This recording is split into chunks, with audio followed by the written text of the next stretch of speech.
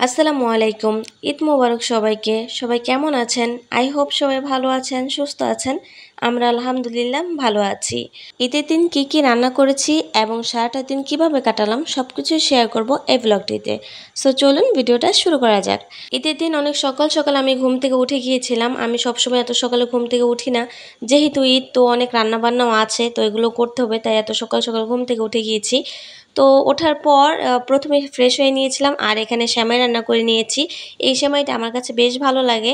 তো এটা আগে রান্না করে নিয়েছি। তারপরে আরেকটা জর্দা সেমাই রান্না করব। সো সেই প্রসেসে চলে গিয়েছিলাম। তো এই জর্দা সেমাইটা আমি আগে রান্না করতে পারতাম না। দেখা যেত কি যখন আমি রান্না করতাম তখন কোনো না কোনোভাবে এটা নরম হয়ে যেত বা ওইরকমভাবে হতো না। অনেক চেষ্টা করার পর আলহামদুলিল্লাহ এখন আমি এটা ভালোমতো রান্না করতে পারি। এই সেমাই রেসিপিটা আমার শাশুড়ি মায়ের কাছ থেকে শিখেছি।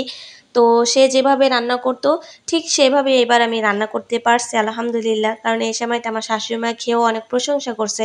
একটা জিনিস কি কোনো একটা জিনিস রান্না করলে কেউ যদি প্রশংসা করে তখন দেখা যায় ওই জিনিসটার প্রতি আরও আগ্রহ বেড়ে যায়। ওটার প্রতি আরও অন্যরকম একটা ফিলিংস কাজ করে। সো যাই হোক এই সময়টা রান্না করার পর আমার শাশুড়ি মা অনেক পছন্দ করছে। তো এটা শোনার পর আমার অনেক ভালো লাগছে। তো তখন ভাবছিলাম আমার স্বামী যদি এখানে থাকতো, সেও যদি একটাবার টেস্ট করতো বা খেতো আমার হাতের রান্নাগুলা, তাহলে হয়তোবা আমার কাছে আরও অনেক ভালো লাগতো। কারণ আমি তাকে অনেক কিছুই রান্না করে খাওয়াইতে পারিনি। কারণ তখন আমি পারতাম না। এখন আলহামদুলিল্লাহ আমি অনেক কিছুই রান্না করতে পারি। কিন্তু সে তো এখন আমার পাশে নাই।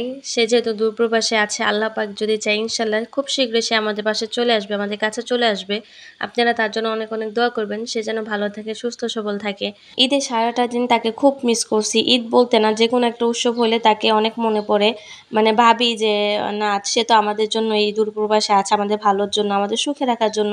যতই ভাবি না কেন তার কথা অনেক মনে পড়ে। আমি একা না, আমার মা, আমার বোন বা আমার ফ্যামিলির মানুষ, তার মা বাবা ভাই বোন, তারা সবাই তাকে অনেক মিস করে। সো যাদের স্বামী বা যাদের ভাই বোন বা যাদের আত্মীয় স্বজন প্রবাসে আছে শুধু তারাই বুঝতে পারবে এই দুঃখটা কি, যে আপন মানুষ ছাড়া ঈদ করা এটা খুবই কষ্টের। এটা যারা মানে এই ফিলিংসটা তারাই বলতে পারবে যারা নাকি এই দিনগুলো পার করছে। সো যাই হোক আল্লাহ পাক যা করে ভালোর জন্য করে, হয়তো আমাদের ভালো কিছু আছে ভবিষ্যতে। এই জন্য হয়তো আমরা এখন এই কষ্টটা করছি। আল্লাহ পাক চাইলে খুব শীঘ্রই সে আমাদের কাছে চলে আসবে। আপনাদের সাথে গল্প করতে করতে পোলাও, রোস্ট এবং কাবাব বানিয়ে ফেলেছি। আপনারা যদি রোস্ট এবং কাবাবের রেসিপিটা দেখতে চান তাহলে অবশ্যই আমাকে কমেন্ট সেকশনে জানাবেন। আমি চেষ্টা করব আপনাদের সাথে এই রেসিপিটা শেয়ার করার।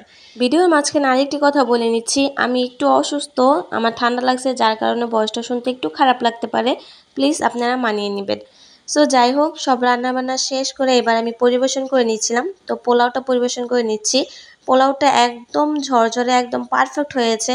সব রান্নাবান্না একদম কমপ্লিট করে আমি সব কিছু পরিবেশন করে নিয়েছিলাম। এখানে ছিল দুধ সেমাই, তারপর ছিল জর্দা সেমাই, তারপর ছিল কাবাব, রোস্ট এবং পোলাও। সবশেষে আমার মনে হয়েছে আল্লাহ আমি তো চিপসই ভাজি নাই, কারণ দুধ সেমাইয়ের সাথে চিপস খেতে অনেক ভালো লাগে। আর এই চিপসগুলো একদম পাঁপড় ভাজার মতো, এগুলো অনেক মজার। কয়েকটা পাঁপড় ভাজা ভেজে তারপরে ছোট ছোট চিপসগুলো ভেজে নিয়েছিলাম, কারণ ছোট ছোট চিপস দিয়ে দুধ সেমাই খেতে অনেক ভালো লাগে। আমার কাছে বেশ ভালো লাগে, আপনাদের কাছে কেমন লাগে সেটা অবশ্যই জানাতে পারেন। তারপরে এই তো রান্নাবান্না সব অলমোস্ট শেষ। এরপর আমি রেডি হওয়ার জন্য চলে গিয়েছিলাম। গোসল করে ফ্রেশ হয়ে তারপর আমি আমার ঈদের জামা পরে নিয়েছি। ড্রেসটা কেমন হয়েছে আপনারা কিন্তু অবশ্যই আমাকে জানাবেন। আবারও জানাচ্ছি সবাইকে ঈদ মোবারক। সবাই ভালো থাকবেন। আল্লাহ হাফেজ।